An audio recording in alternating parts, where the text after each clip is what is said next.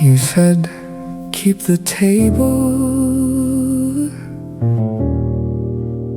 I'll be back before it cools.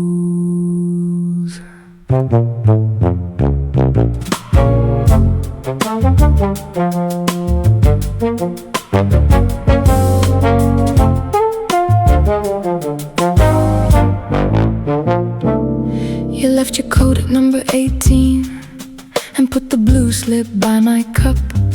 I watched the foam lose its shape while you took the stairs upstairs. The waiter cleared the table beside us. I told him yours was still in use. He turned the handle toward your chair and let the coffee sit. At 4:15 the bronze room closed. A school group crossed the floor. Someone dropped a folded guide and came back looking for it. Your cup had formed a narrow ring. Mine tasted slightly burnt. I moved your coat check slip before the waiter wiped the table.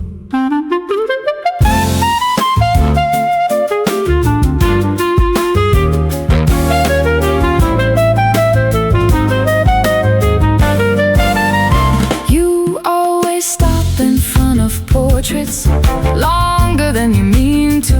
You read the date, step back, then lean in close again. I nearly went to find you, but the chair across from mine still held the shape of your coat along the wooden back. The announcement came at 4:30. You appeared beside the stairs. You asked if I had waited long. I said, not really, sit. The waiter brought another cup without asking what you wanted. I slid number 18 under the edge of your saucer.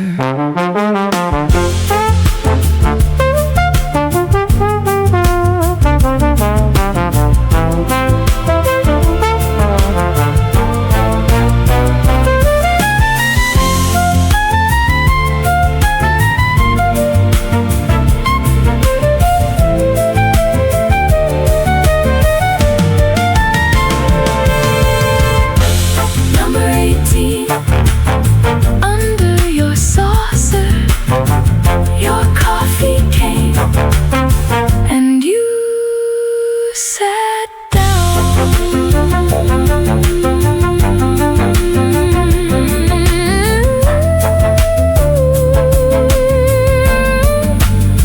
You sat down.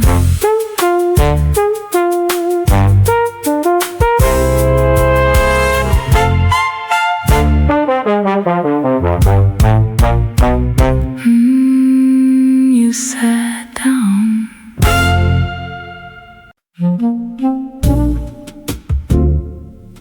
Leave that one, please. She may come back.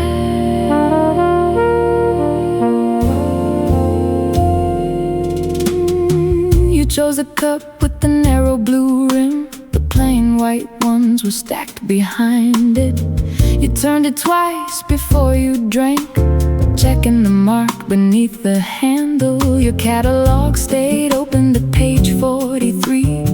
A pencil rested in the fold. When you stood, you said 1 minute and carried nothing with you. The server reached across the table. I put my hand beside the saucer. She's still using that, I said, though your chair had cooled. A child pressed both hands against the glass. His father led him toward the stairs. The spoon moved once against the cup, then settled where you left it.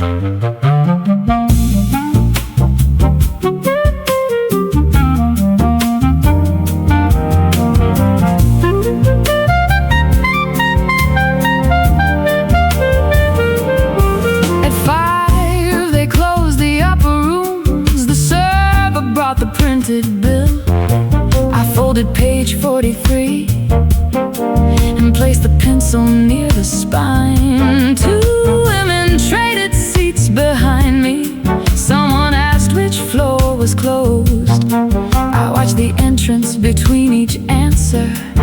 and looked back at your cup.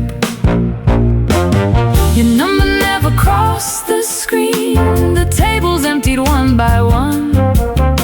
A coat was lifted from the next chair. The lamps above the counter came on. I paid for both and kept the receipt inside the catalog you left. The server asked about the cup again. I said, give it another minute.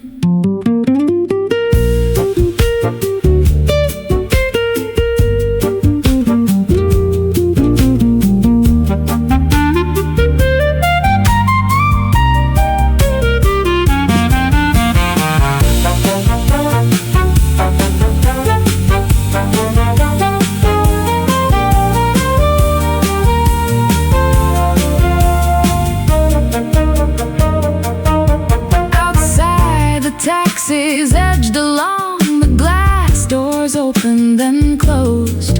A woman wearing your color coat stopped beneath the entrance sign. She turned before she reached the cafe. I knew it wasn't you. I placed the pencil across the page and pushed my chair back in. Table 7, page 43. The blue rim facing the door. I left the cup where it was.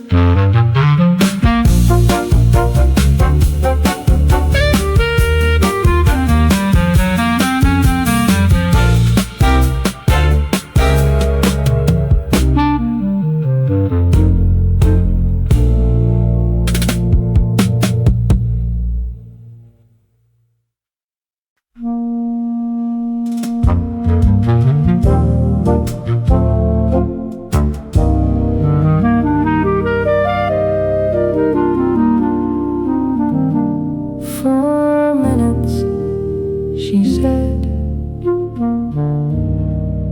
I checked the clock above the door.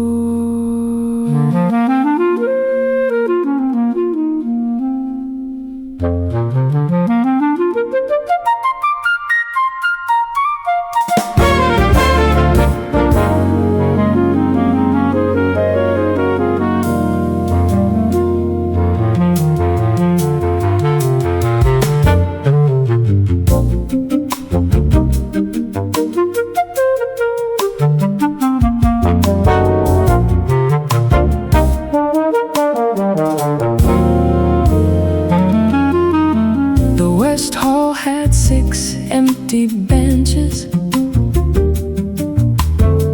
and one man copying a hand. He held his pencil near the paper and looked up at the painted sleeve. A guard moved the rope by half an inch. Her keys touched once against her belt. I took the longer side of the room and kept my catalog closed.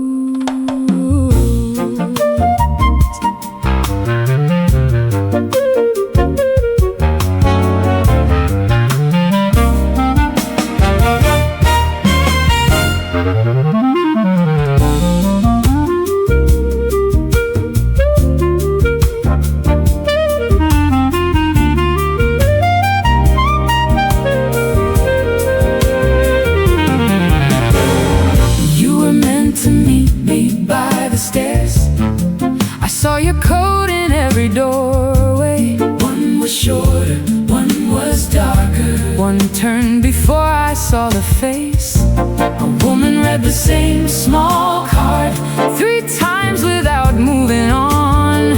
Her friend had already crossed the room and waited near the second bench.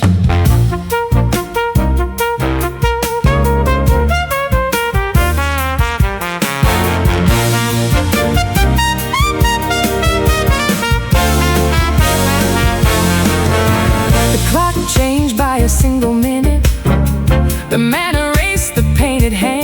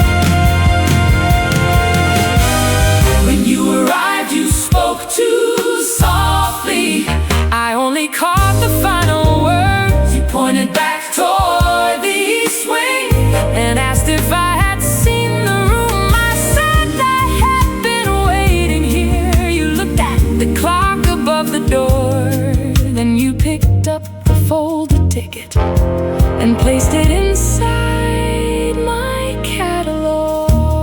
4 minutes in the West Hall, maybe 5. The ticket stayed between the pages.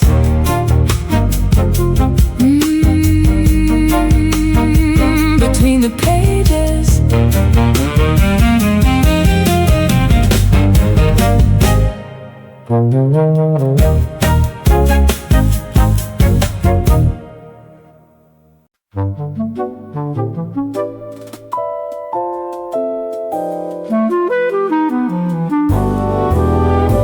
This side should face out. At least I think it should.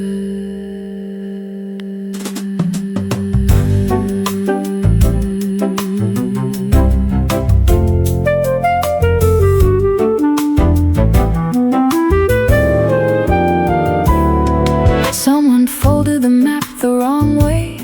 The cafe sat beneath the stairs. You pressed the crease against the table and said the blue line started there. The sculpture court was marked in yellow. The West Room's closed at 5:30. We turned the page, then turned it back, but none of it would lie flat. You traced a route beside my thumb and missed the small connecting hall. I followed without correcting you. We had nowhere else to be. Past the lift, a narrow doorway opened on a room of chairs. No title cards, no guided group, just 6 coats hanging from the backs.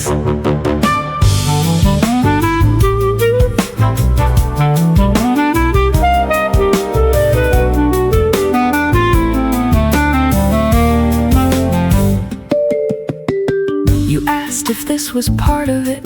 I said it must be somewhere close. A woman crossed with empty glasses and pointed us the other way. The map slipped open in your hands. The cafe appeared upside down. You laughed once, folded it again, and made another crooked edge. We reached the court by the service stairs. After everyone had gone, one bronze figure faced the window, the others faced the wall. You placed the map beneath the bench and smoothed it with your sleeve. When we left, the blue line still ended somewhere near the fold.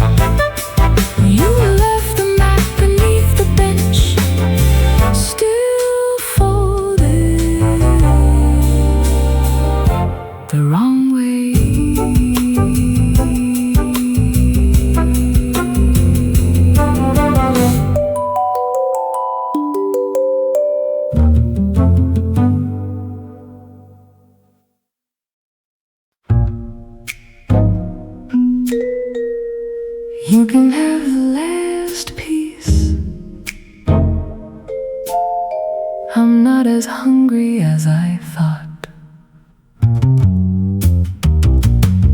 You cut the tart along the wrong line and gave me the smaller half. A little apricot stayed on the knife, so you wiped it on your plate. The waiter filled our water us reached for one. You asked which room I liked best. I said I hadn't decided. You mentioned someone from your office, then stopped before the name. I watched a bus move past the windows and waited for the rest. A spoon fell near the service counter. 3 people turned at once.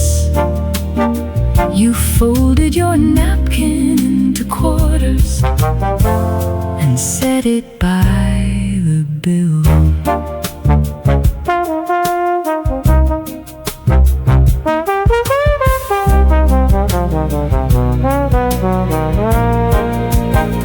I said the blue room felt too crowded. You said you barely noticed. The waiter asked if we were finished. You looked at me before you answered. Not yet, you said, then checked the time and reached beneath your chair. Your coat caught briefly on the table. The cups moved but nothing spilled. You left your half of the tart untouched. The fork lay through the center. I stayed until the fruit lost its shine beneath the counter lamps. When the waiter returned with the tray, I moved the plate toward him. He asked if I wanted a box. I said no, you can take it.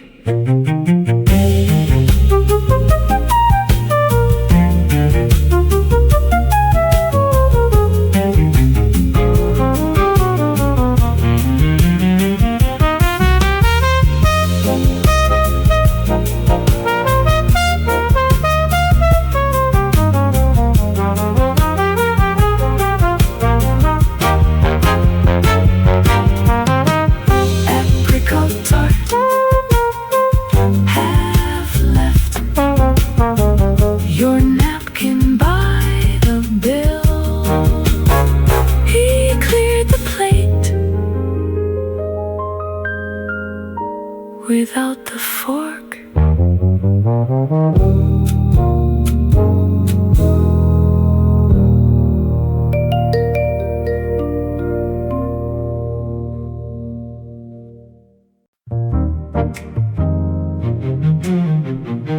The window seat is free.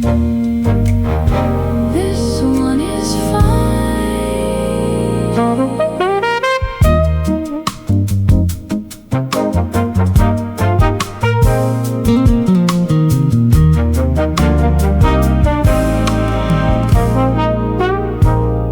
You took the chair facing in, with your back toward the street. The afternoon crossed the glass and stopped beside your sleeve. You kept looking past my shoulder At the staircase near the shop, a way to change the flowers there and carry the old ones off. I asked if you had seen the new room. You said, not yet, I might. You took the chair facing in. I took the one beside the glass. We spoke across a narrow table and let the people pass. You watched the doorway. You watched the street. Neither of us changed our seat.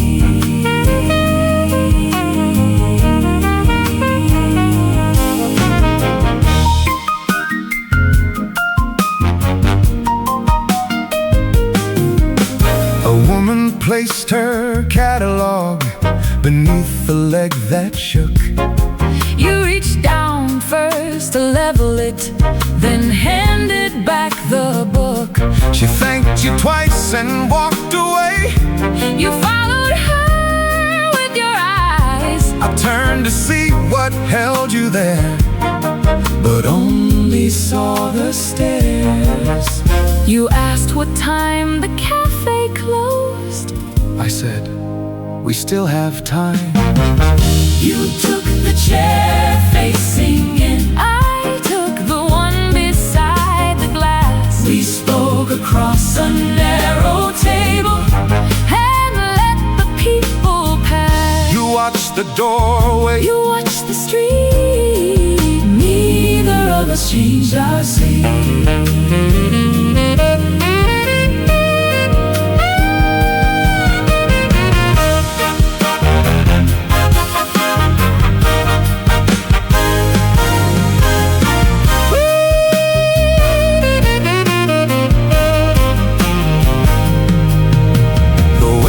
Came to clear the cups. You covered yours by hand. I'm not quite done, you told him. Though there was nothing left. Outside the traffic slow. Inside the lights came on. You turned your chair a little, but not enough.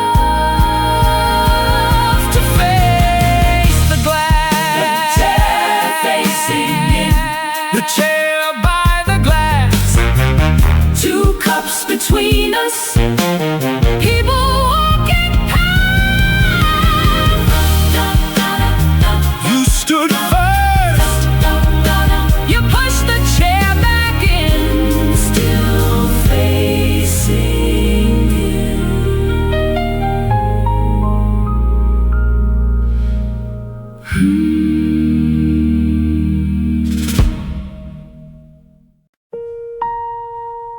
6 minutes, maybe 7. The clock was running slow.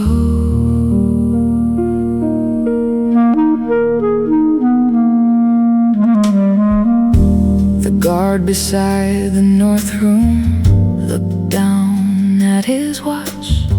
He checked the door behind him, then checked the time again. Finished writing on the back of her receipt. The waiter stacked 2 saucers and left one on my table. The announcement had not started. Still people found their coats. A guide closed up her folder and counted everyone twice. The guard moved toward the doorway. His shoes made almost nothing. He held the brass handle, but waited before turning it.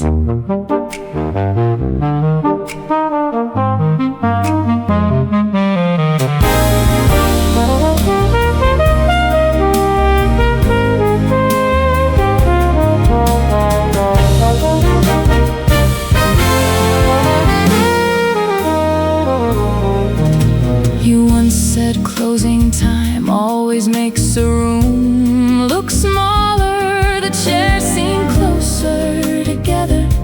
The ceilings come down an inch. I thought of that while watching the last group cross the hall. One man kept reading the wall text after his wife had gone. The guard looked at his watch again. This time he closed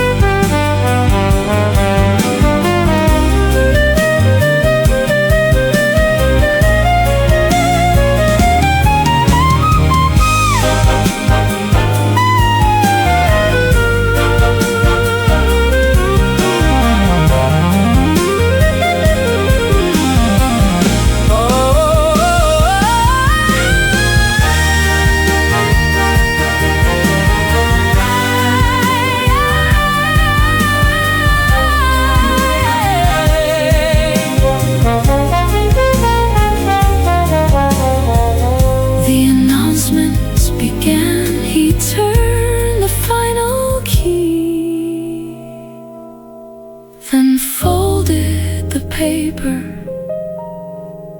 inside his pocket.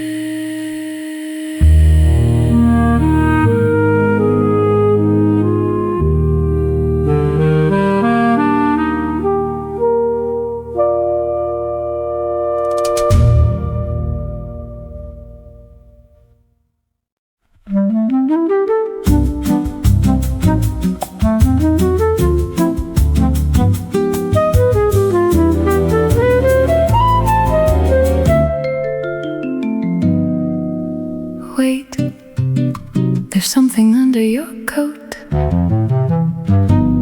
You lifted it from the empty chair and heard the paper slide. A catalog lay underneath, open somewhere near the middle.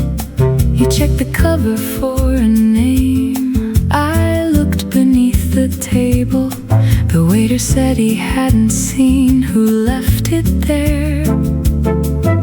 You said it isn't mine. I said you carried one upstairs. You showed me the folded guide still tucked inside your pocket. At the next table someone laughed before the sentence ended. You closed the book without reading the page it had opened to.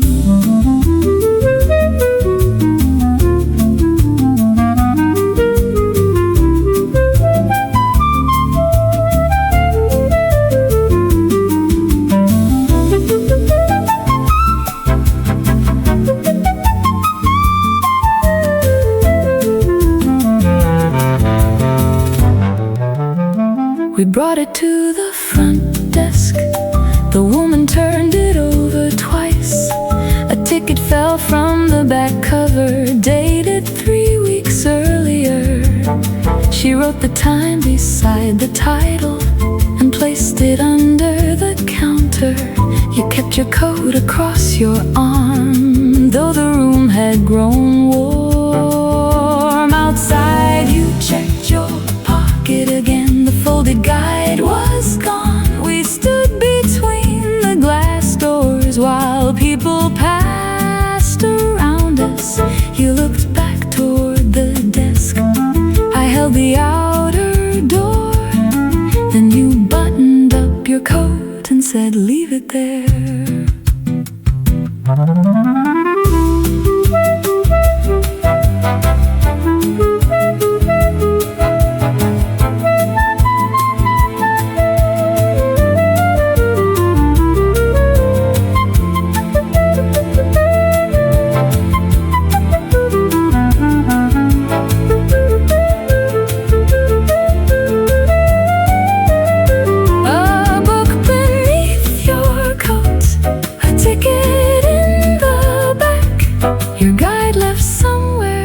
Between the cafe and the desk,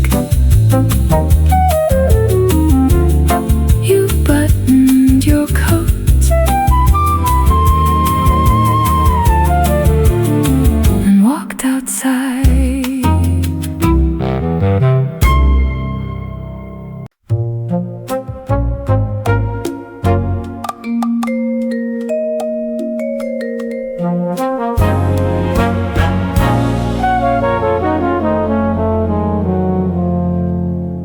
You said the cafe by the stairs.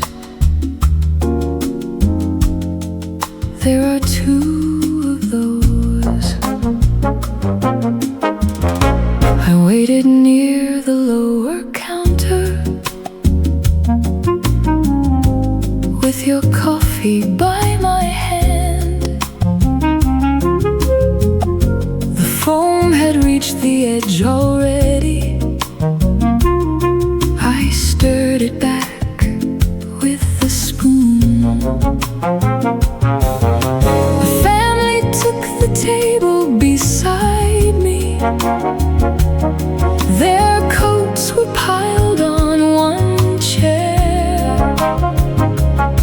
Each time the lift opened, I looked up before they did.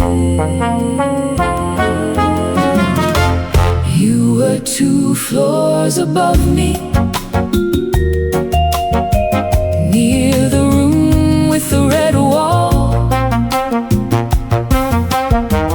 You had ordered the same coffee and left mine beside the till.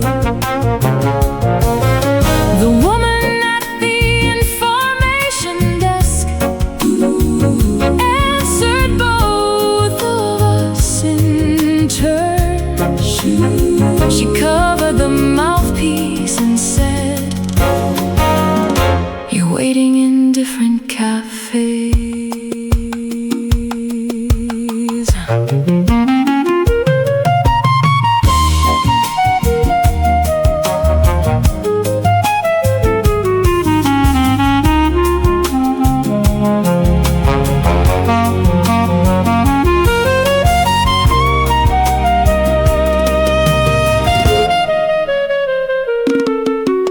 Carried your cup to the lift, you brought mine down the stairs. We met between the 2nd floor and the sign for modern works. You looked at the names on both cups. The waiter had written them wrong. I handed you the colder one. You took it without checking. We found a table by the landing where neither cafe could be seen. You asked how long I had been there. I said long enough to sit. The lift opened twice behind us. No one stepped into the hall. You moved my cup toward the center and kept the warmer one.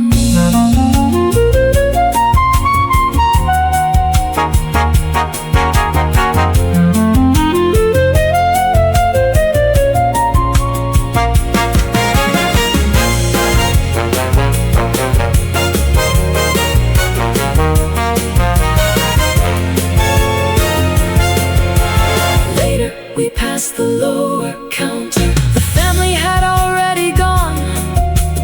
One small glove remained beneath the chair where their coats had been.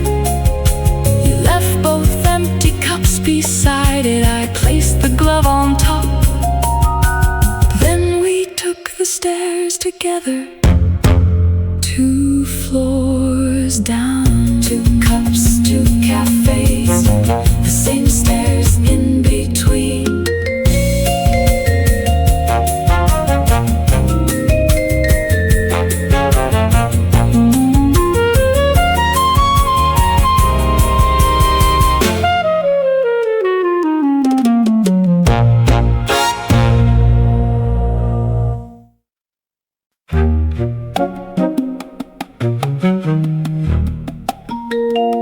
You press B2. I thought you knew where it went.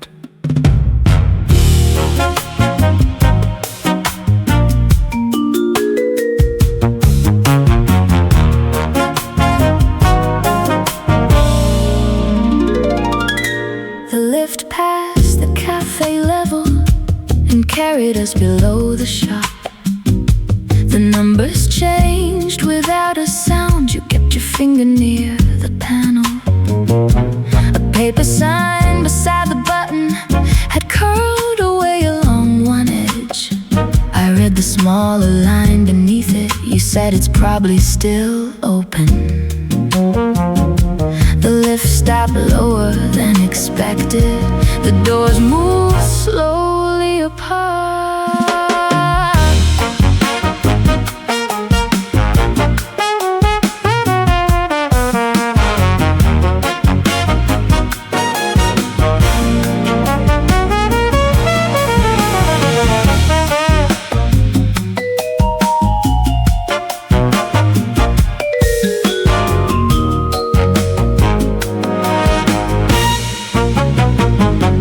There was no desk beyond the threshold, only a corridor and a cart.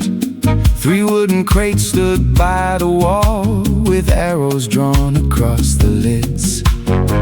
A work light rested on the floor. Someone had left without stepping out. I held the door with one hand. From somewhere past the second corner, A metal latch fell into place.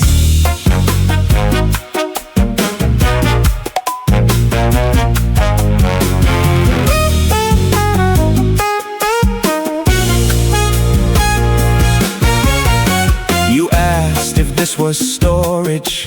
I said the sign had called it Wing B, a label beside the fire door. Showed a date from last November. The lift began to sound its warning. You reached across and pressed open. For one more moment, both of us Looked down the empty corridor. Then the work light flickered once. You took your hand from the panel.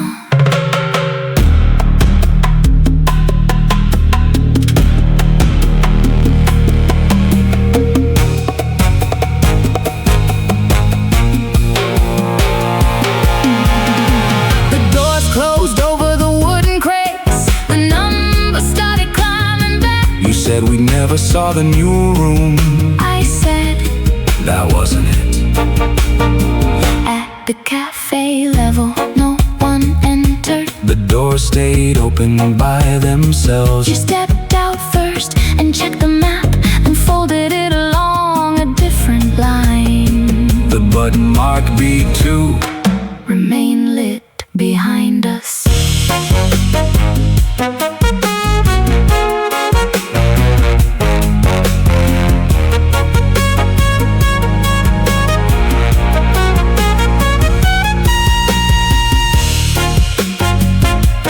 Three wooden crates, One pair of gloves the work light. on the floor. The doors closed, the lift went up. You folded the map once more.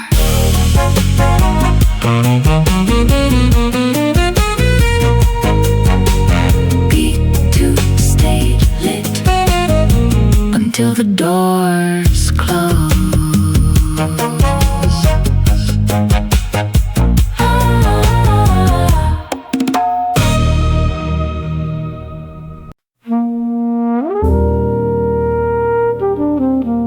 He said the usual. She said, not today.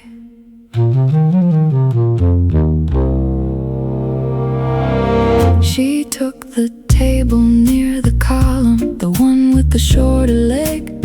Before she set her handbag down, he brought a folded paper wedge. She called him Daniel, he called her Miss Bell.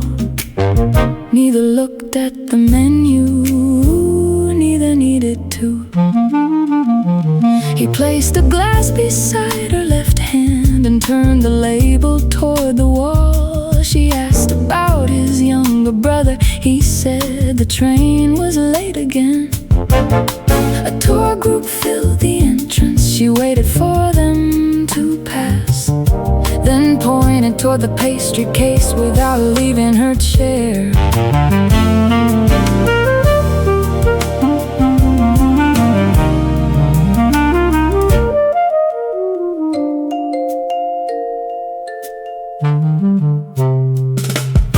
I had seen her twice that week, always 15 minutes after 4.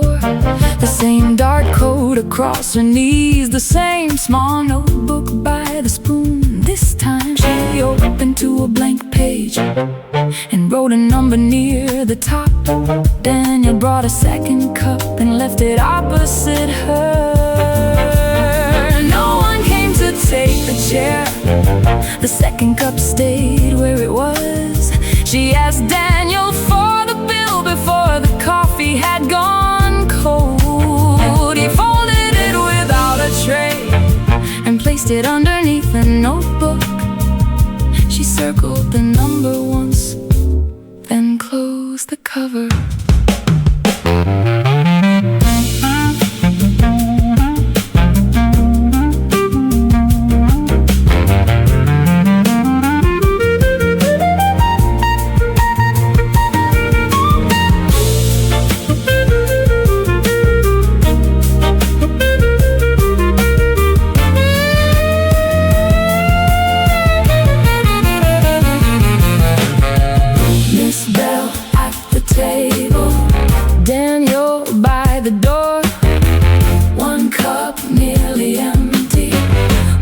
cup left untouched.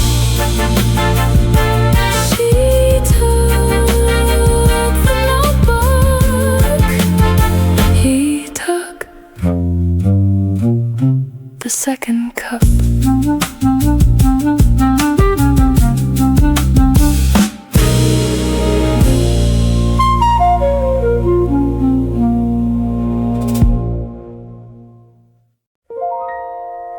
I found the receipt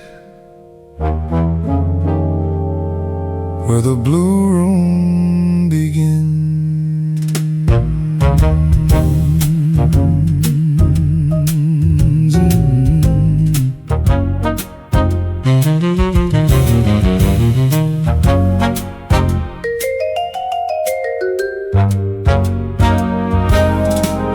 It was folded between two pages, just below the floor plan. 2 coffees, 1 small sandwich, and the tart you didn't finish. The time was printed at 4:16. The table number had rubbed away. Someone had drawn a line through cash and written my card beneath it. I remembered you checking the total, then pushing the paper toward me. Your receipt in the guidebook, pressed flat against the blue room. A number, a date, 2 cups on 1 line. Nothing written in the margin, nothing circled in red, just the fold you made before you handed it back.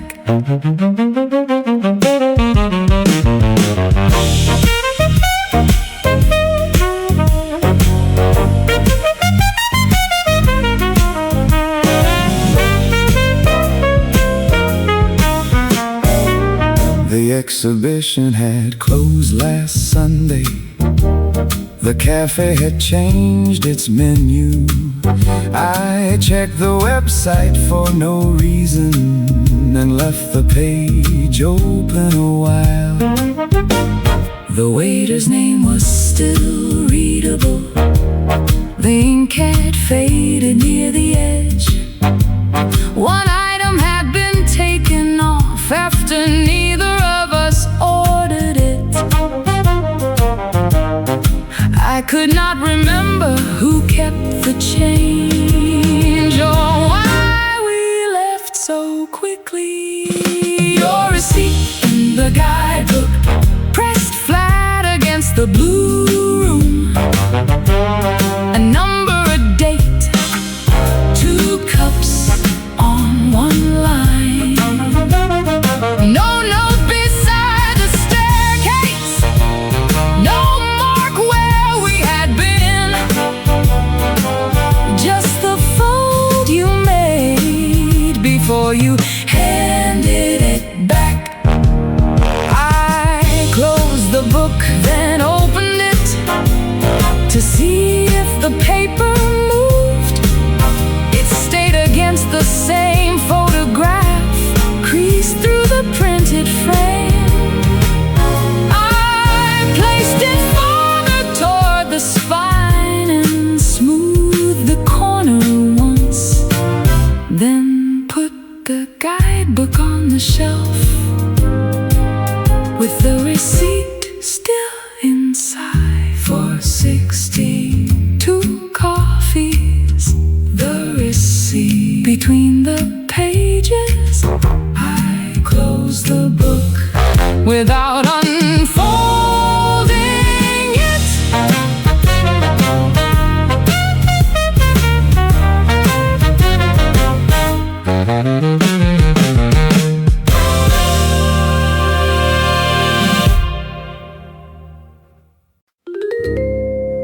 The card came through at 5. No one asked us to leave.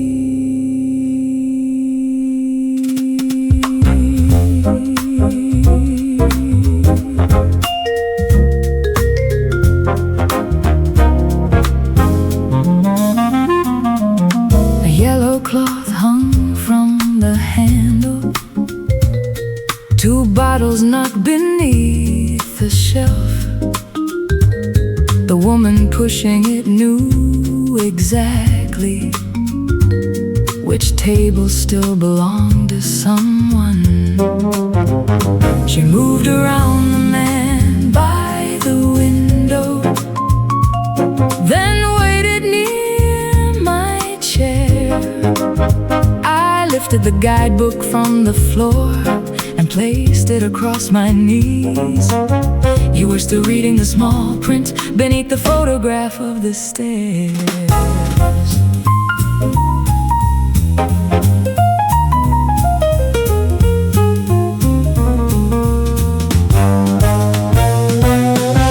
The cafe lights changed one row at a time. A waiter counted spoons behind the bar. Someone zipped a coat too quickly and caught the lining near the sleeve. The cleaning cart passed between us. You drew your cup towards your side. The woman wiped the table beside ours without looking at the clock. You finished the paragraph, closed the book, then opened it once more.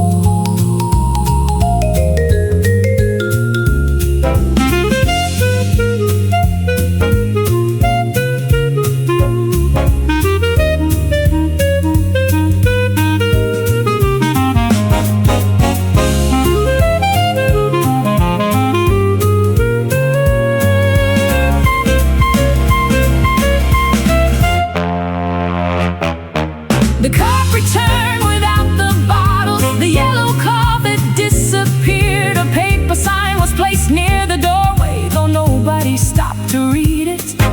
You asked whether the lower exit would still be open after 5. I said the guard would know. You folded the guidebook at the spine. The waiter removed the sugar bowl, but left our 2 cups where they were.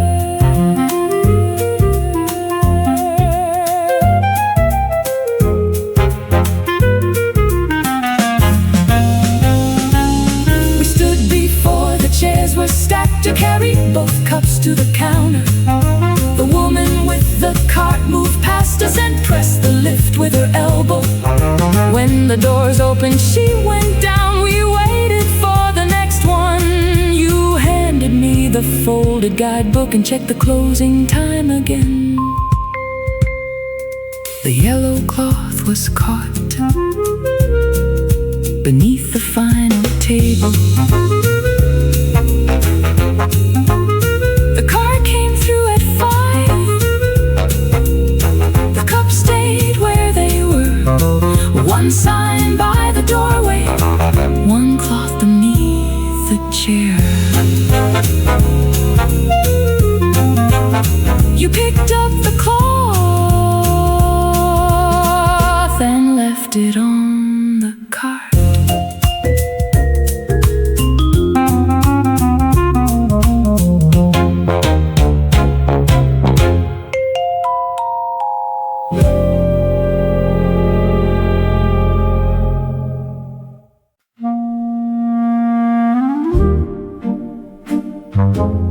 Was that the last one? I think it was.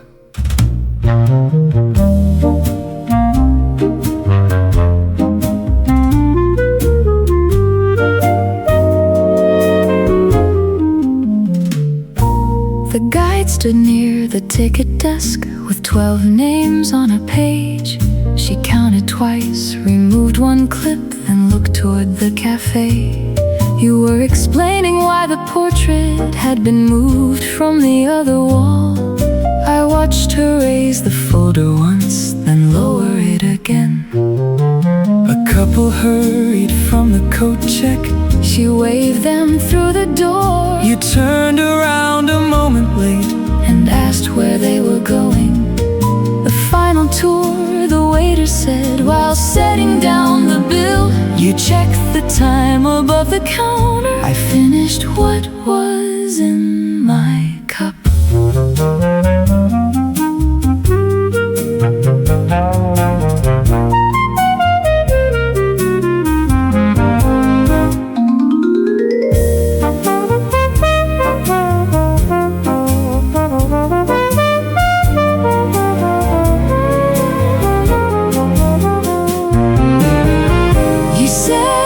could still catch them if we use the eastern stairs. I knew you wouldn't leave the table until the sentence had an end. You folded the paper placemat slowly along the printed museum plan. By then the guide had crossed the lobby and switched the headset off.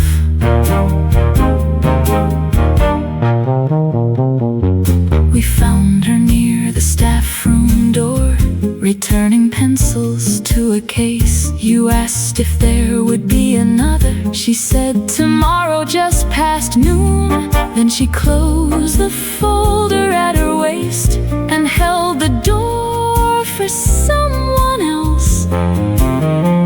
We went back toward the cafe without discussing what we missed.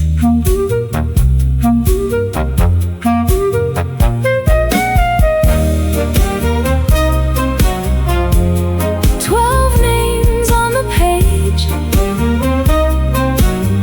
one clip in her hand.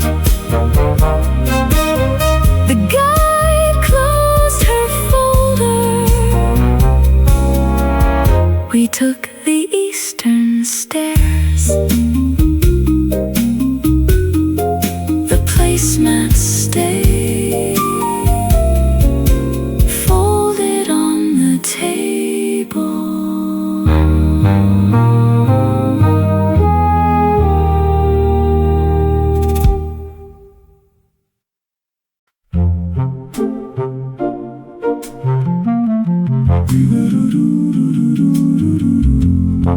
We were gone 10 minutes, maybe less.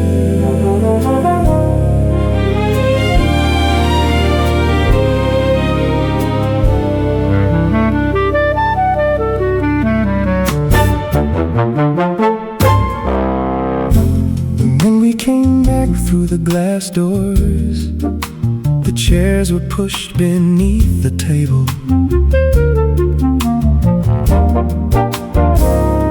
Our cups had disappeared, the sugar bowl was gone.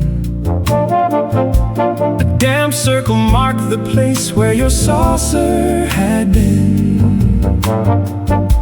The folded map was missing too. You checked beneath the chairs, though nothing could have fallen there. By the time we came back, they had cleared the table. 2 cups taken away, 2 chairs pushed in. Only the mark from the water glass, only the place where we had been.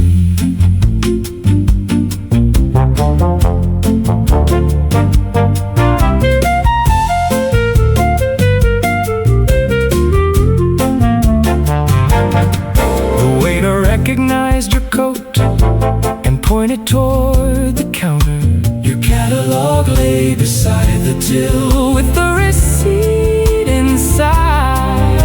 My coat check slip was underneath it, creased through number 18. He said he nearly threw it out. You thanked him, opened the catalog, then closed it without looking. By the time we came back, they had cleared the table. The cups had left no sound. The spoons were on the tray. You held the catalog against your coat. I kept the numbered slip.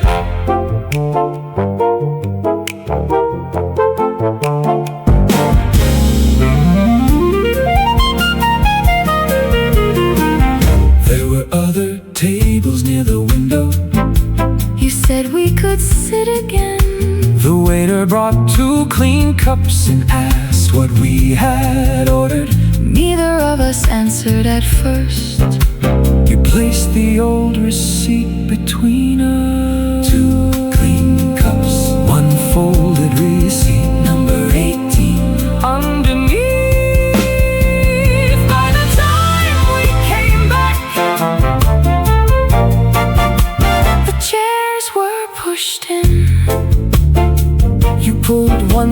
wear out.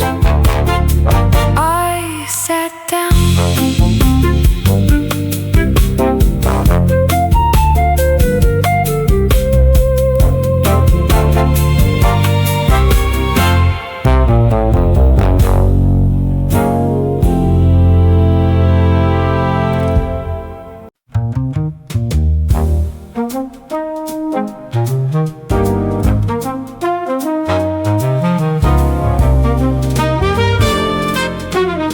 The main doors are closer. I know. We passed the desk without our coats. The clerk called after us. You held the door while I went back for number 18. The lobby clock was 7 minutes slow. The cafe lights were off. Someone had turned the chairs around and faced them toward the wall. We could have crossed the central hall and reached the street in 2 minutes. Instead, you pointed toward the court and said the side door might be open. The signs led past the closed bookshop, then down a narrower hall. Your shoes kept time against the floor. Mine followed half a step behind.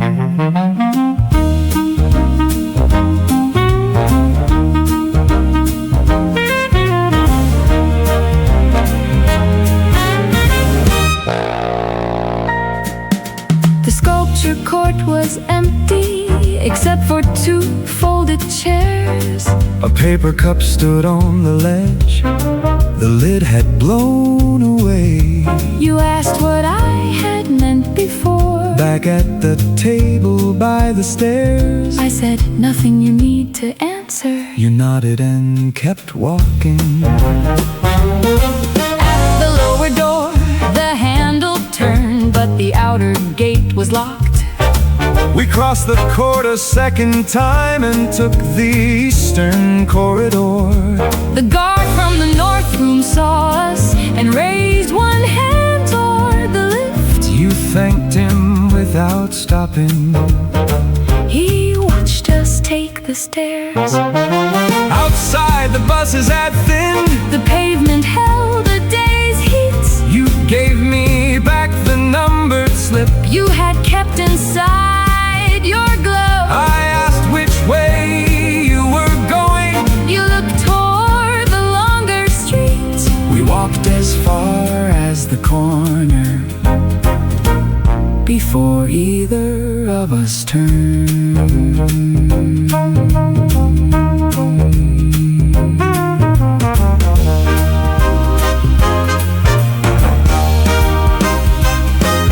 Past the bookshop, Across the court, down the eastern stairs, a long way out, number 18. still in your hand, until the corner. You crossed first, I waited for the light, then folded the slip and put it in my coat.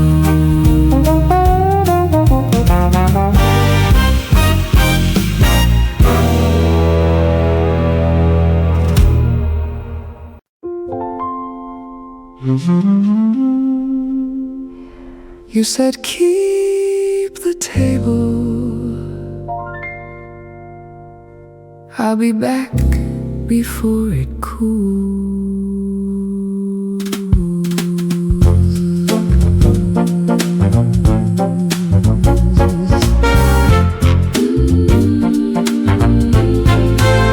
you left your coat at number 18 and put the blue slip by my cup. I watched the phone lose its shape while you took the stairs upstairs. The waiter cleared the table beside us. I told him yours was still in use. He turned the handle toward your chair and let the coffee sit. At 4:15, the bronze room closed. A school group crossed the floor. Someone dropped a folded guide and came back looking for it. Your cup had formed a narrow ring. Mine tasted slightly burnt. I moved your coat check slip before the waiter wiped the table. You always stop in front of portraits longer than you mean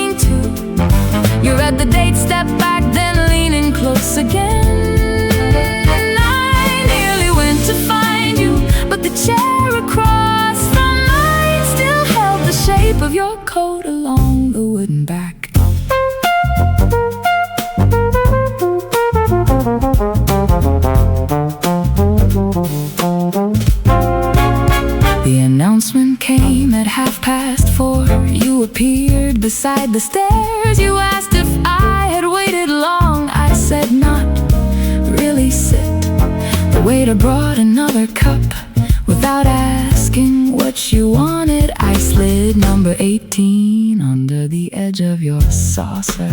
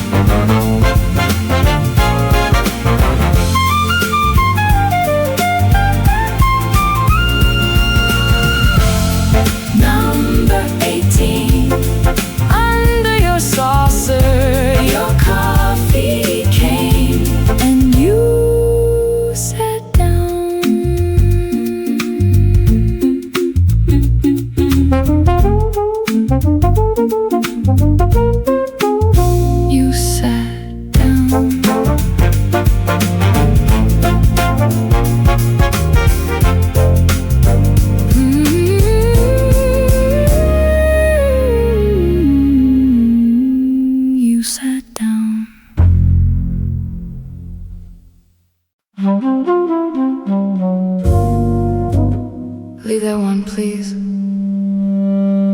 She may come back.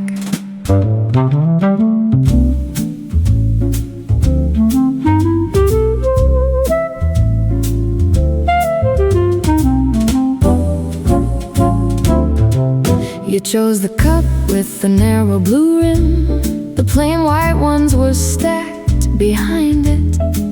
You turned it twice before you drank, checking the mark beneath the handle.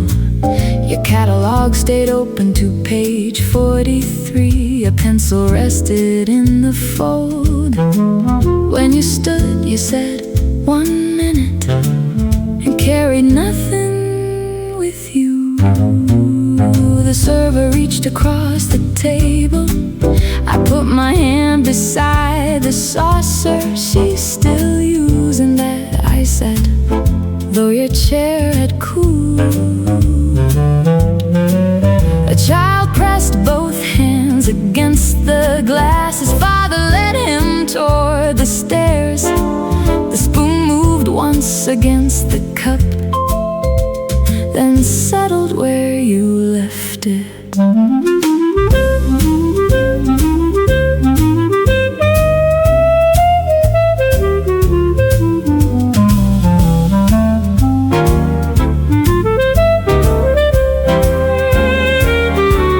At 5 they closed the upper rooms. The server brought the printed bill. I folded page 43 and placed the pencil near the spine. 2 women traded seats behind me. Someone asked which floor was closed.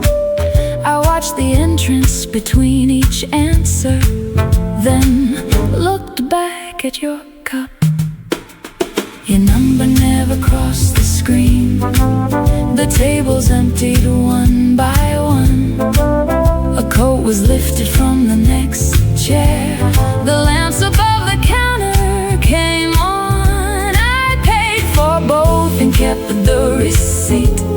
Inside the catalog you left, the server asked about the cup again. I said, give it another minute.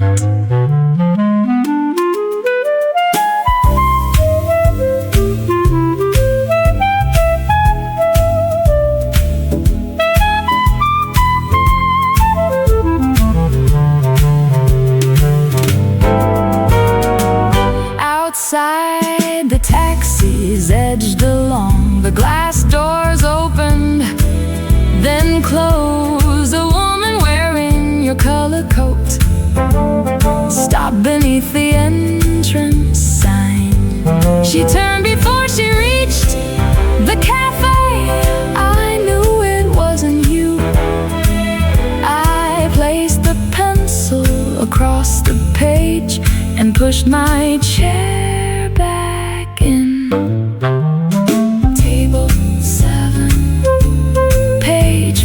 3, the blue rim facing the door. I left the cup where it was.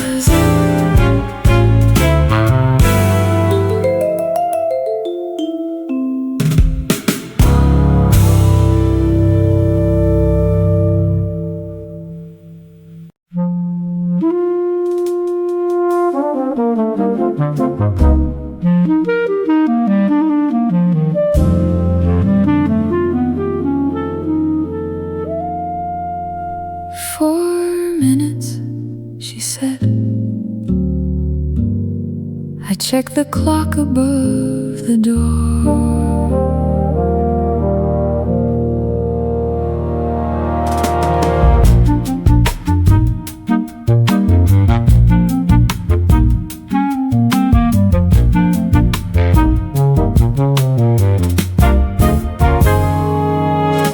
The West Hall had 6 empty benches and one man copying a hand. He held his pencil near the paper, then looked up at the painted sleeve. A guard moved the rope by ½ an inch. Her keys touched once against her belt. I took the longer side of the room and kept my catalog closed.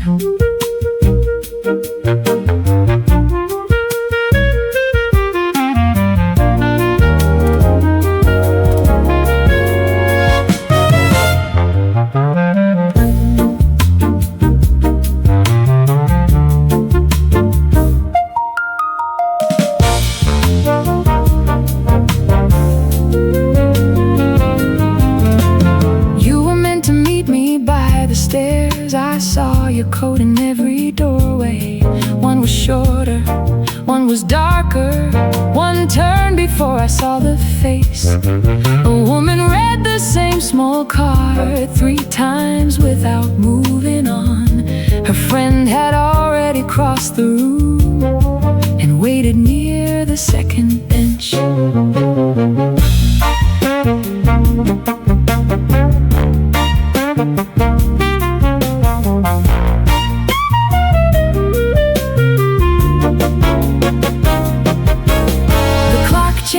By a single minute, the man erased the painted hand. The guard returned the rope to where it had been before. I stood beside a marble table that no one seemed to notice. Someone had left a ticket there, creased once across the date.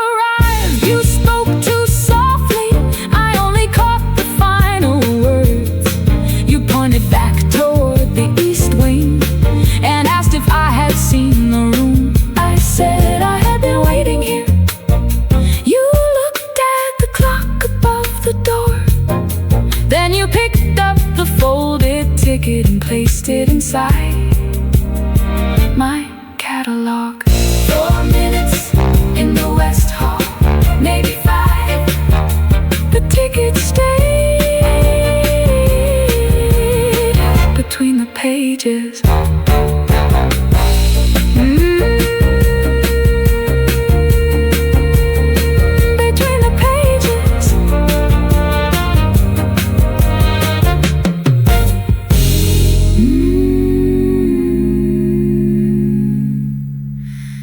Between the pages.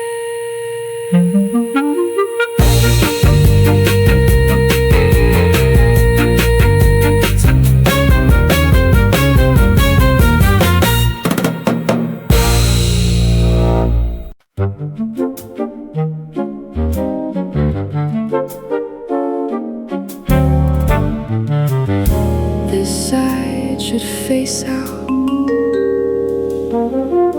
At least I think it should.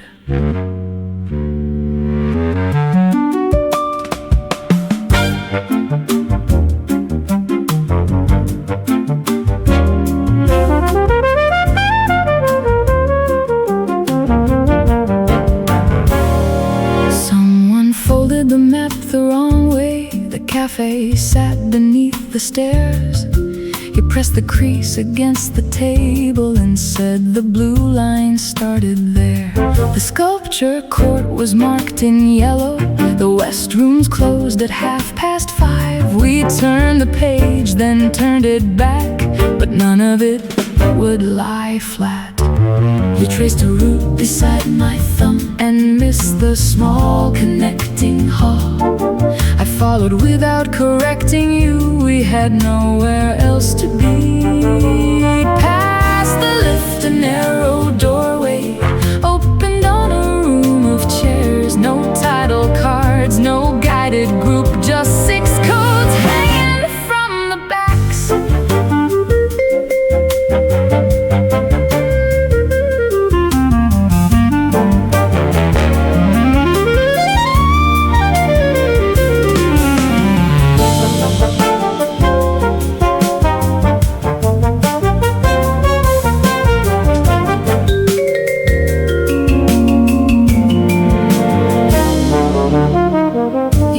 If this was part of it, I said it must be somewhere close.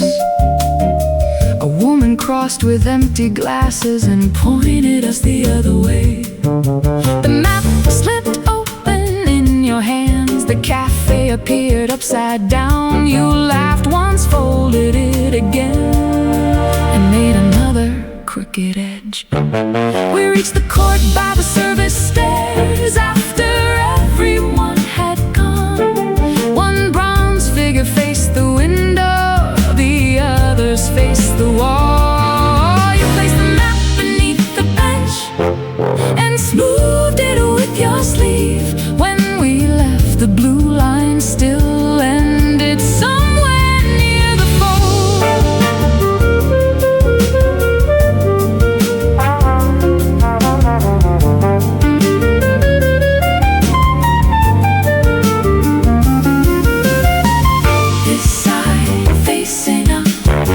The yellow room below, one more fold where the blue line goes.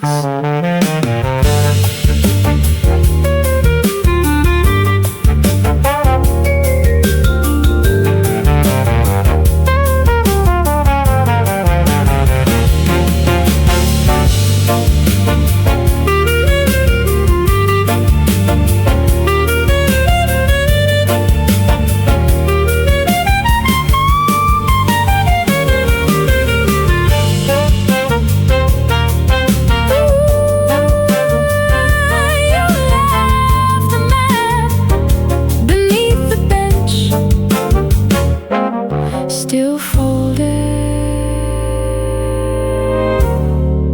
the wrong way.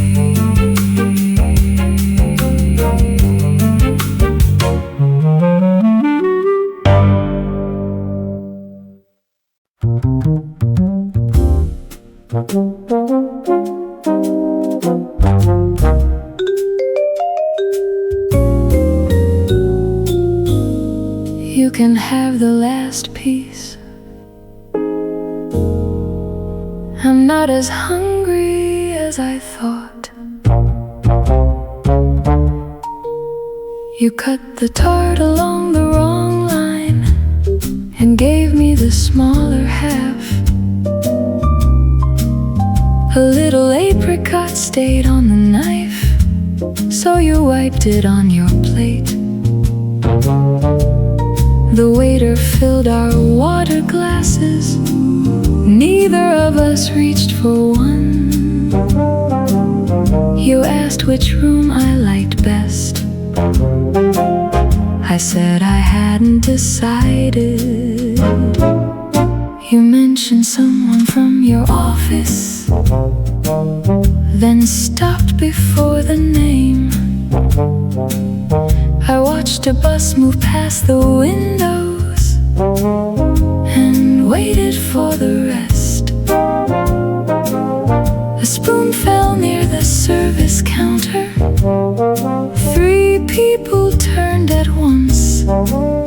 You folded your napkin into quarters and set it by the bill.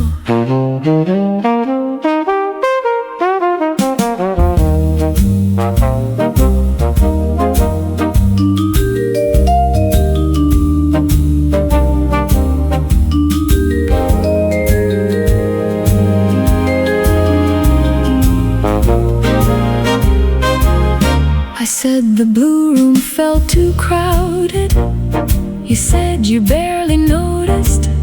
The waiter asked if we were finished. You looked at me before you answered.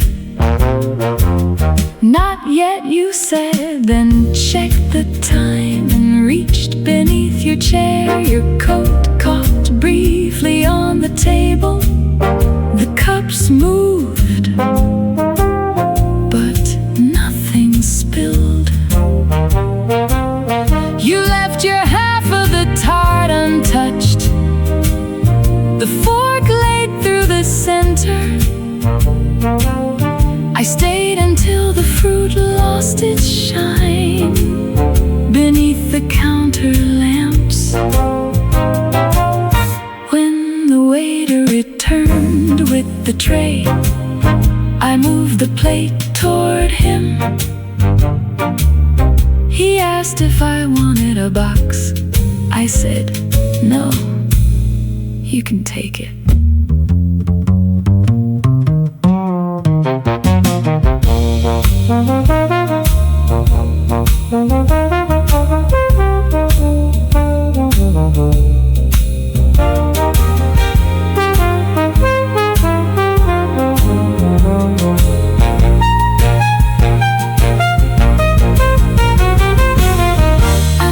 Apricot tart, half left.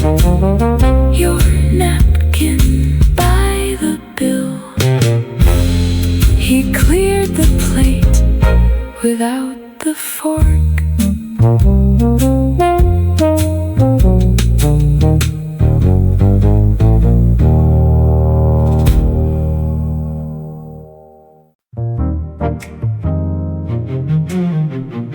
The window seat is free.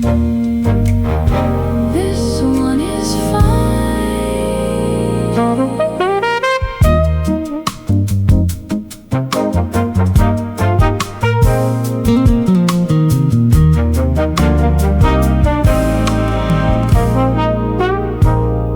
You took the chair facing in, with your back toward the street.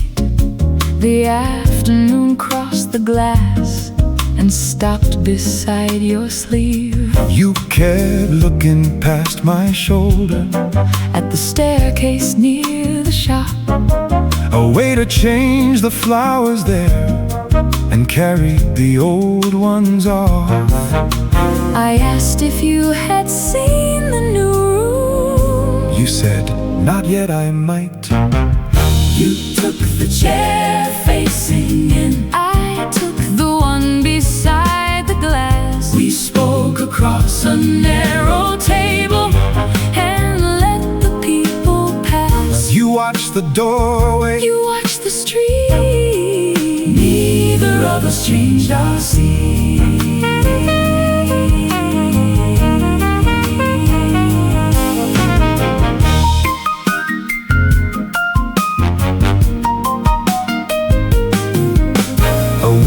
Placed her catalog beneath the leg that shook.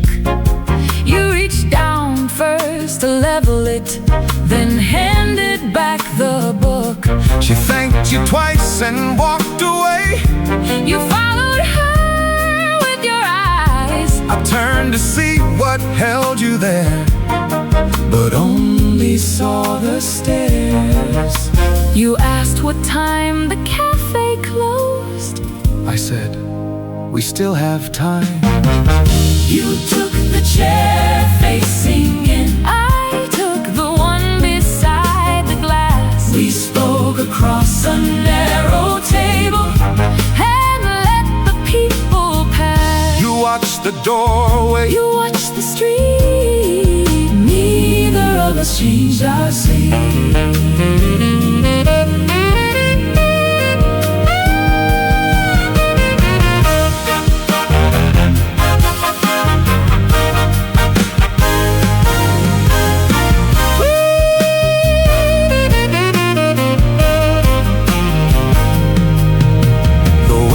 Came to clear the cups. You covered yours by hand. I'm not quite done, you told him. Though there was nothing left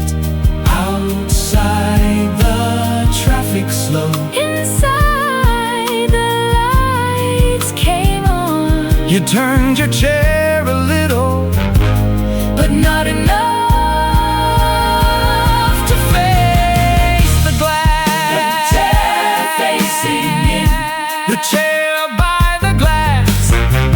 2 cups between us, people walking past. You stood first, you pushed the chair back in, still facing him.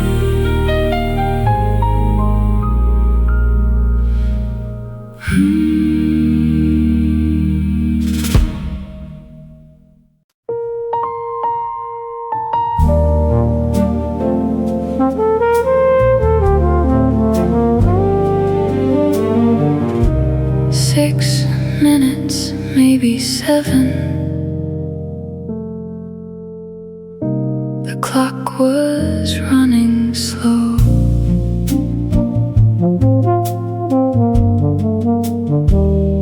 The guard beside the north room looked down at his watch. He checked the door behind him, then checked the time again. A woman finished writing on the back of her receipt. The waiter stacked 2 saucers and left one on my table. The announcement had not started, still people found their coats. A guide closed up her folder and counted everyone twice. The guard moved toward the doorway, his shoes made almost nothing. He held the brass handle, but waited before turning it.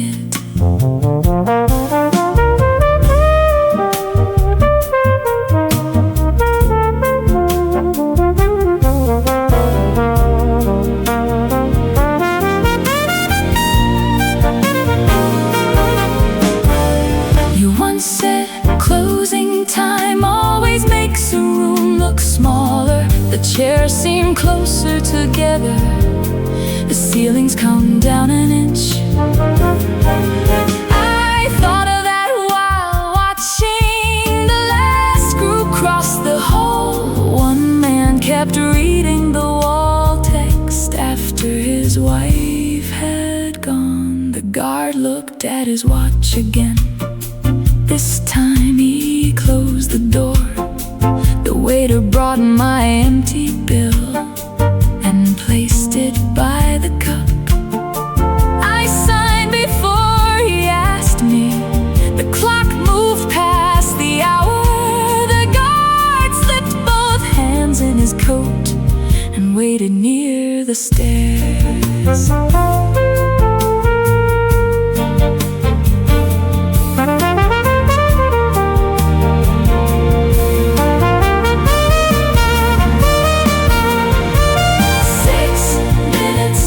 Before closing one door, left open, the guard by the stairs, checking his watch.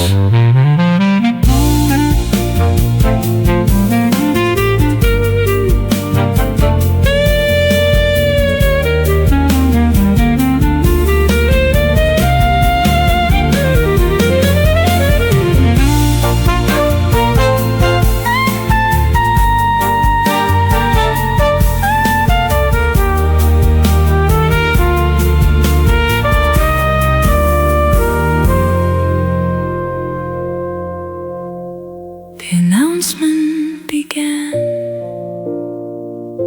He turned the final key, then folded the paper inside his pocket.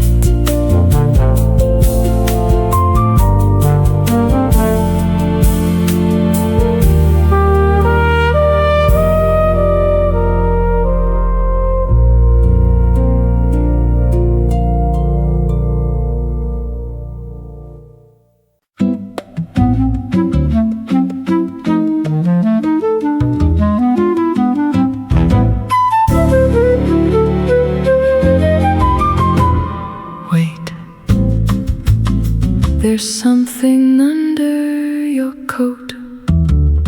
You lifted it from the empty chair and heard the paper slide. A catalog lay underneath, open somewhere near the middle. You checked the cover for a name. I looked beneath the table. The waiter said he hadn't seen who left it there. You said it isn't mine. I said you carried one upstairs. You showed me the folded guide still tucked inside your pocket. At the next table someone laughed before the sentence ended. You closed the book without reading the page it had opened to.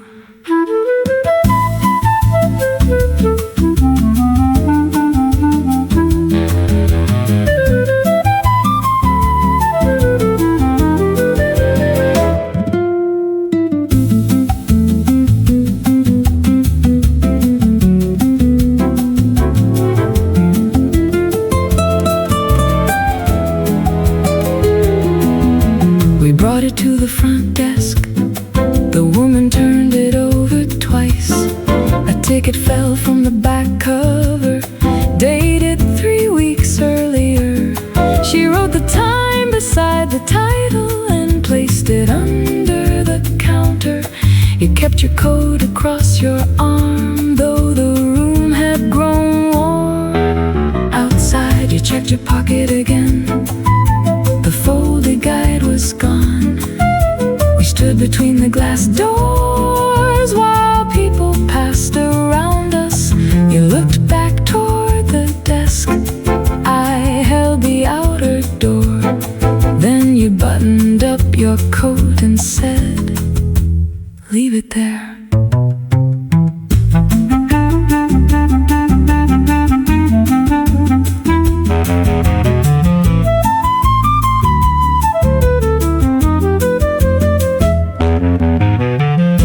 Beneath your coat, a ticket in the back.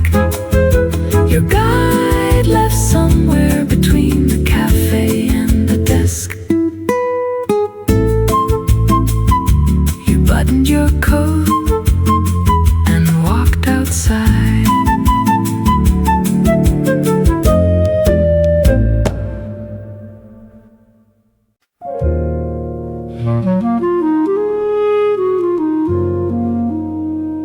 You said the cafe by the stairs. There are 2 of those.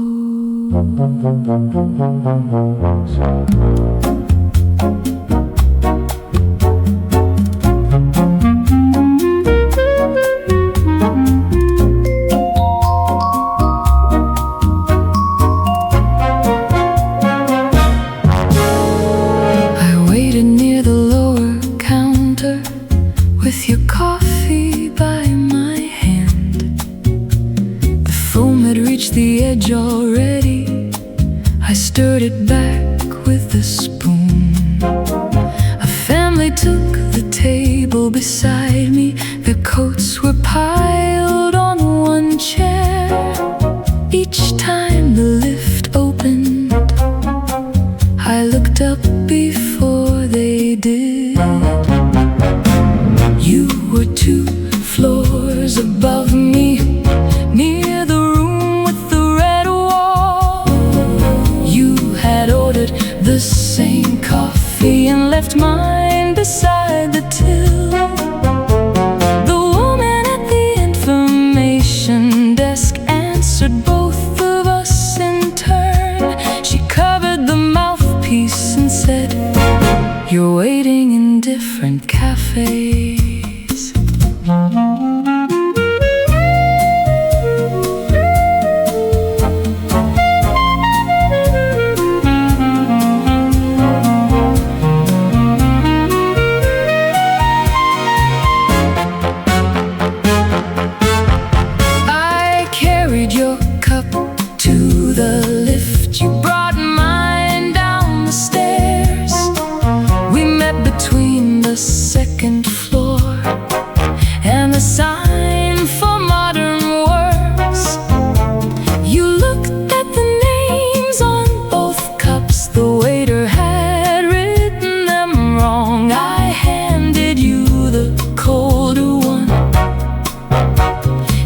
took it without checking. We found a table by the landing where neither cafe could be seen. You asked how long I had been there. I said, long enough to sit. The lift opened twice behind us. No one stepped into the hall. You moved my cup toward the center and kept the warmer one.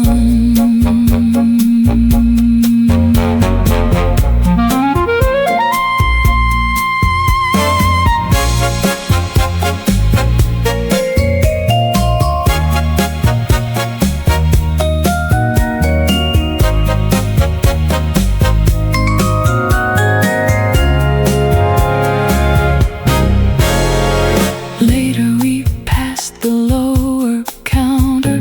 The family had already gone.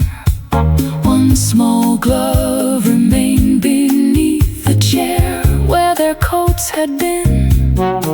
You left both empty cups beside it. I placed the glove on top. Then we took the stairs together. 2 floors down, 2 cups, 2 cafes, the same stairs in between.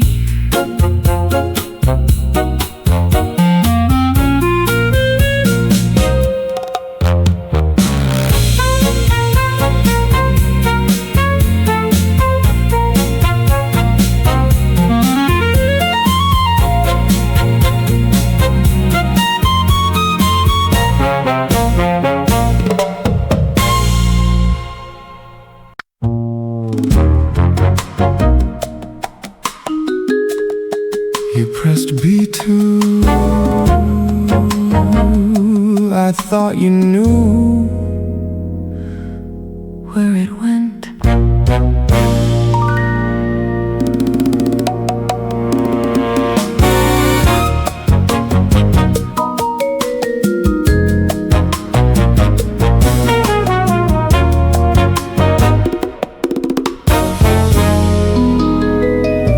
The lift passed the cafe level and carried us below the shop. The numbers changed without a sound. You kept your finger near the panel. A paper sign beside the button had curled away along one edge. I read the smaller line beneath it. You said, it's probably still open. The lift stopped lower than expected. The doors moved slowly apart.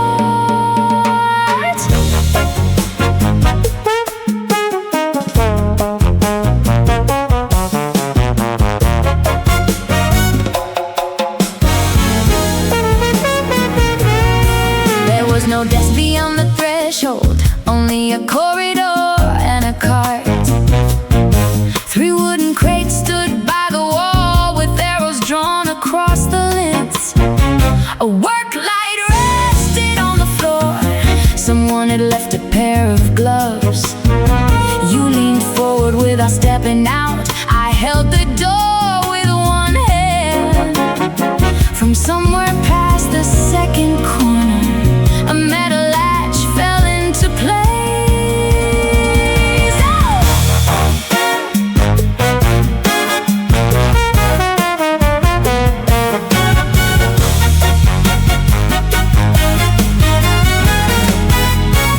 You asked if this was storage. I said the sign had called it Wing Bee. A label beside the fire door showed a date from last November. The lift began to sound its warning. You reached across and pressed open. For one more moment, both of us looked down the empty corridor. Then the work light flickered once. You took your hand from the panel.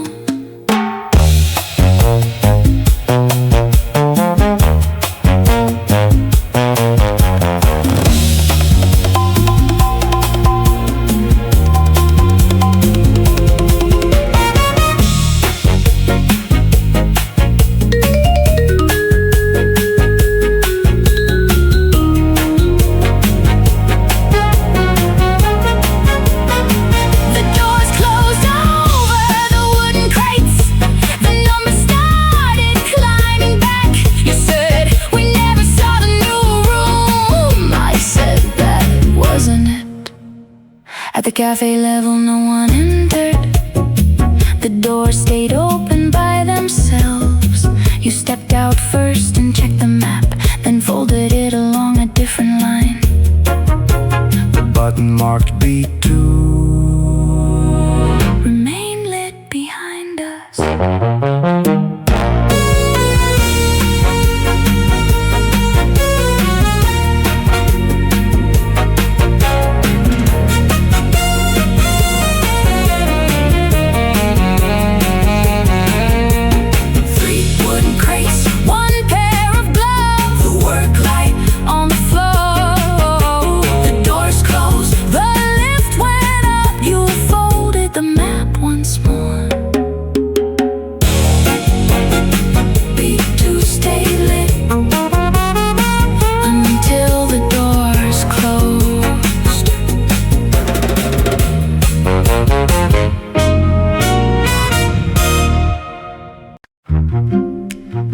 He said the usual. She said, not today.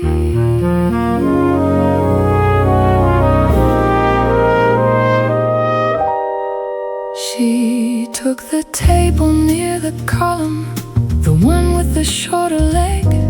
Before she set her handbag down, he brought a folded paper wedge. She called him Daniel, he called her Miss Bell. Neither looked at the menu, neither needed to.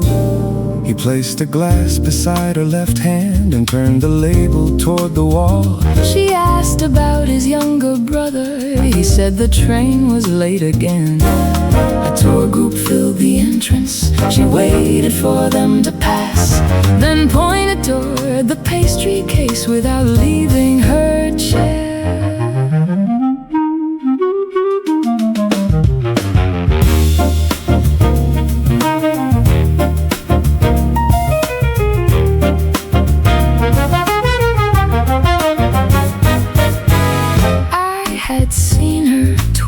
That week, always 15 minutes after 4.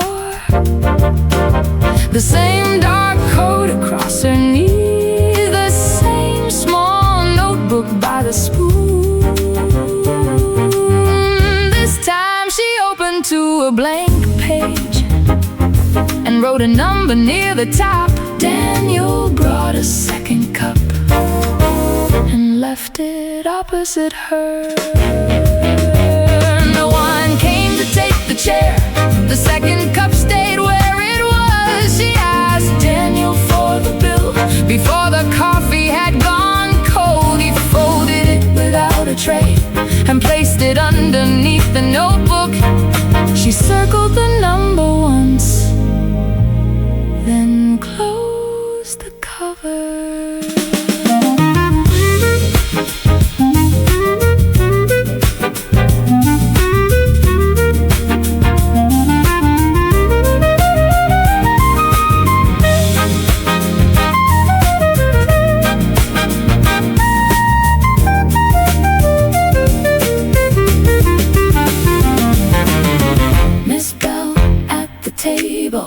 Daniel by the door, one cup nearly empty, one cup left untouched.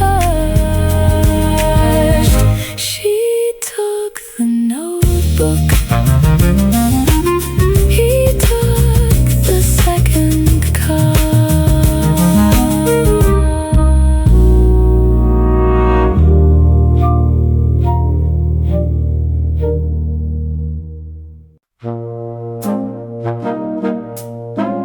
I found the receipt where the blue room begins.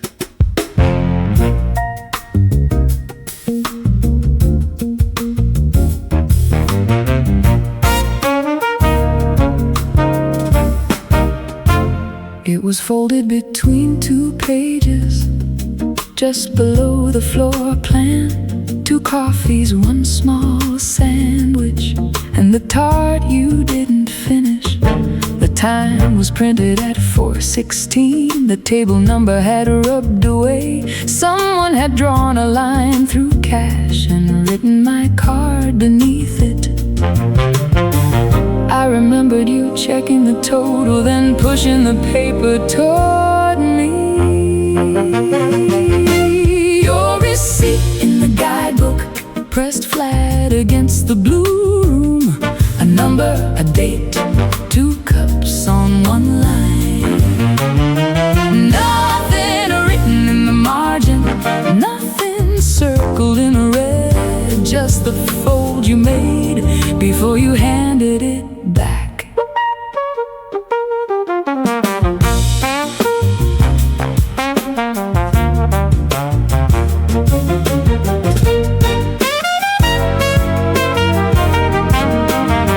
The exhibition had closed last Sunday. The cafe had changed its menu. I checked the website for no reason and left the page open a while. The waiter's name was still readable. The ink had faded near the edge. One item had been taken off after neither of us ordered it. I could not remember who kept the change or why we left so quickly. Your receipt in the guidebook, pressed flat against the blue room. A number, a date, 2 cups on one line. No note beside the staircase, no mark where we had been. Just the fold you made before you handed it back. I closed the book, then opened it to see if the paper moved. It stayed against the same photograph, creased through the printed frame. I placed it farther toward the spine and smoothed the corner once, then put the guidebook on the shelf with the receipt still inside.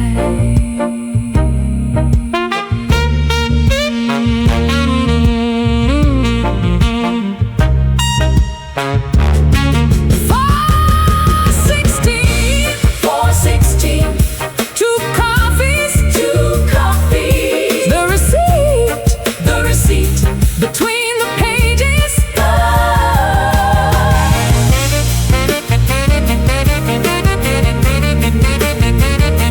I closed the book without unfolding it.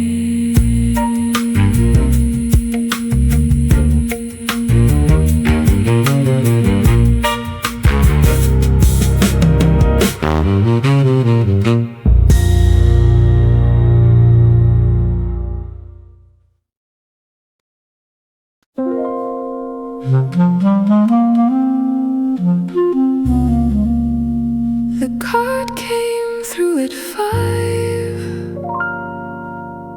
No one asked us to leave.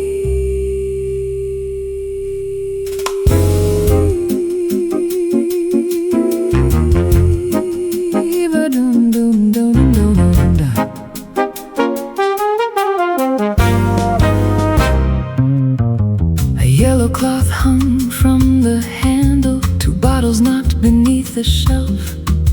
The woman pushing it knew exactly which table still belonged to someone. She moved around the man by the window, then waited near my chair. I lifted the guidebook from the floor and placed it across my knees. You were still reading the small print beneath the photograph of the stairs.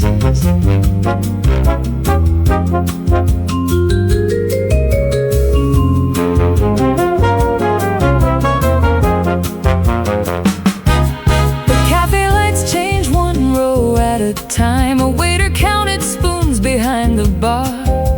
Someone zipped a coat too quickly and caught the lining near the sleeve. The cleaning cart passed between us. You drew your cup toward your side. The woman wiped the table beside ours without finished the paragraph, closed the book, then opened it once more.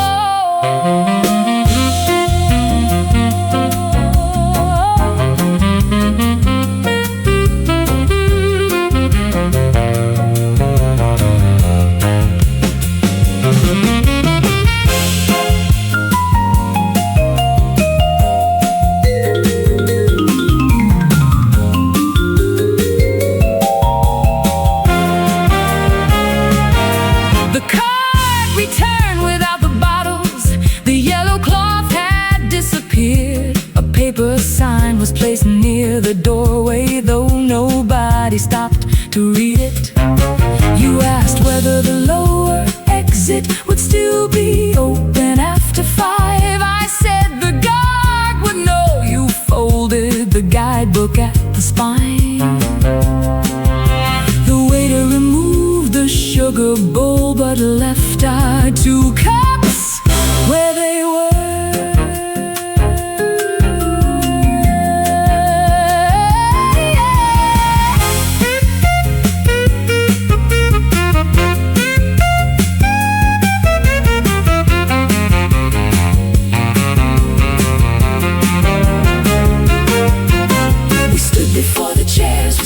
You carry both cups to the counter. The woman with the cart moved past us and pressed the lift with her elbow. When the doors opened, she went down. We waited for the next one. You handed me the folded guidebook and checked the closing time again. The yellow cloth was caught beneath the final table. The card came through at 5. The cups stayed where they were. One sign by the doorway, one cloth beneath the chair.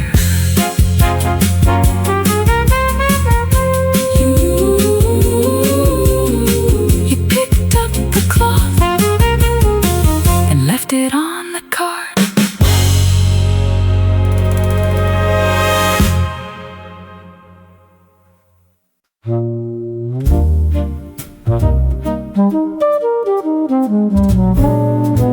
Was that the last one? I think it was.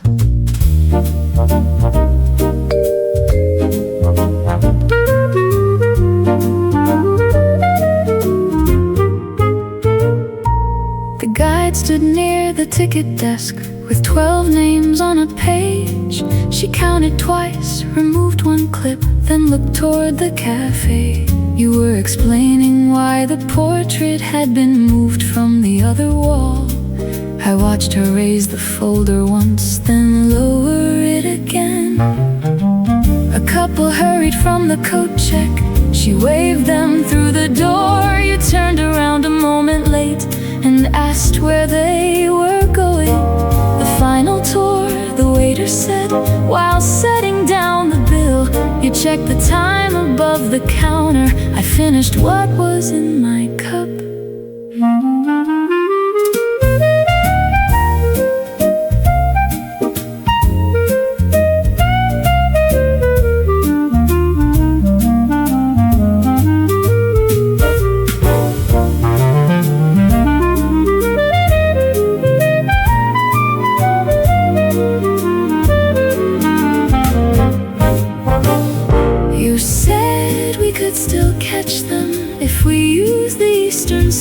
I knew you wouldn't leave the table until the sentence had an end. You folded the paper placemat slowly along the printed museum plan. By then the guide had crossed the lobby and switched the headset off.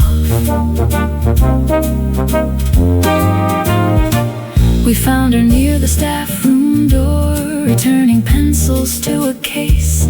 You asked if there would be another. She said, tomorrow, just past noon. Then she closed the folder at her waist and held the door for someone else. We went back toward the cafe without discussing what we missed.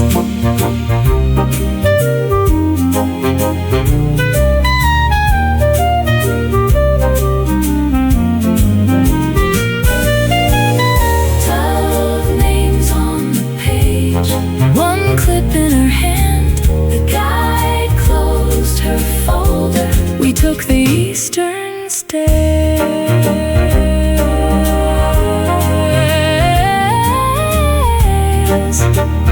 The placemat stayed folded on the table.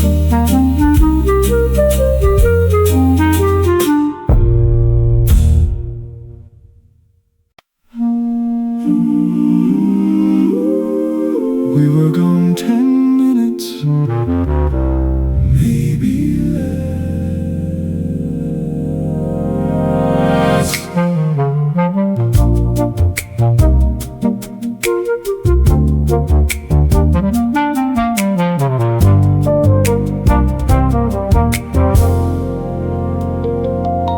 When we came back through the glass doors, the chairs were pushed beneath the table. Our cups had disappeared. The sugar bowl was gone. A damp circle marked the place where your saucer had been. The folded map was missing too. You checked beneath the chairs, though nothing could have fallen there. By the time we came back, they had cleared the table. 2 cups taken away, 2 chairs pushed in. only the mark from the water glass, only the place where we had been.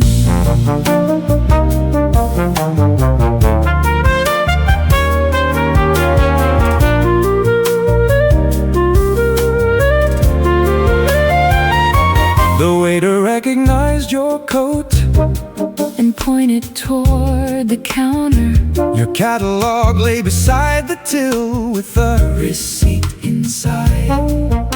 My coat check slip was underneath it, creased through number 18. He said he nearly threw it out. You thanked him, opened the catalog, then closed it without looking.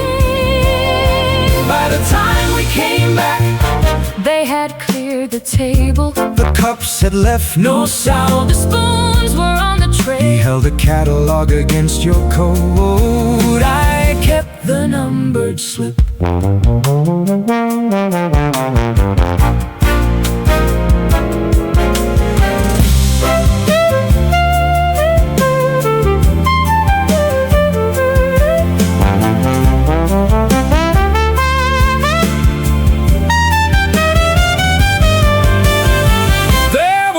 Tables near the window. You said we could sit again. The waiter brought 2 clean cups and asked what we had ordered. Neither of us answered at first. You placed the old receipt between us, 2 clean cups, 1 folded receipt, number 18, underneath. By the time we came back, the chairs were pushed in.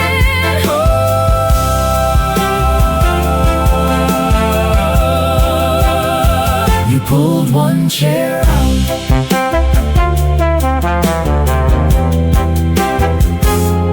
I sat down.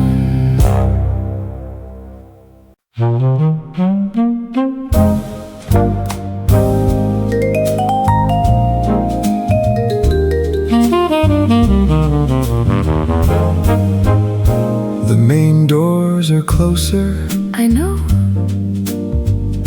We passed the desk without our coats. The clerk called after us. You held the door while I went back for number 18. The lobby clock was 7 minutes slow. The cafe lights were off. Someone had turned the chairs around and faced them toward the wall. the central hall and reached the street in 2 minutes. Instead you pointed toward the court and said the side door might be open. The signs led past the closed bookshop and down a narrower hall. Your shoes kept time against the floor, mine followed half a step behind.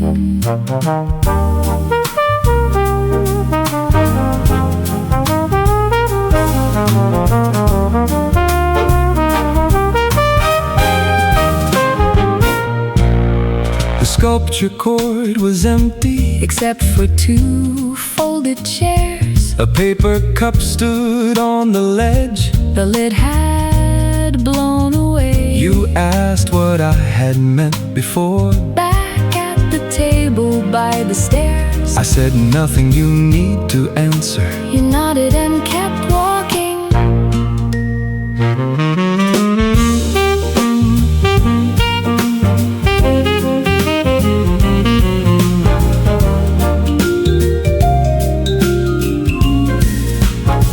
At the lower door, the handle turned, but the outer gate was locked. We crossed the court a second time and took the eastern corridor. The guard from the north room saw us and raised one hand toward the lift. You thanked him without stopping. He watched us take the stairs. Outside the buses half thinned. The pavement held the day's heat. You gave me back the numbered slip. You had kept inside your glove. I asked which way you were going. You looked toward the longer street. We walked as far as the corner before either of us turned.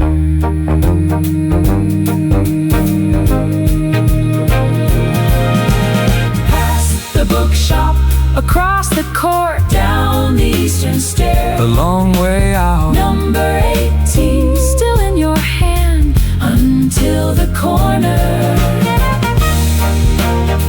You crossed first, I waited for the light, then folded the slip.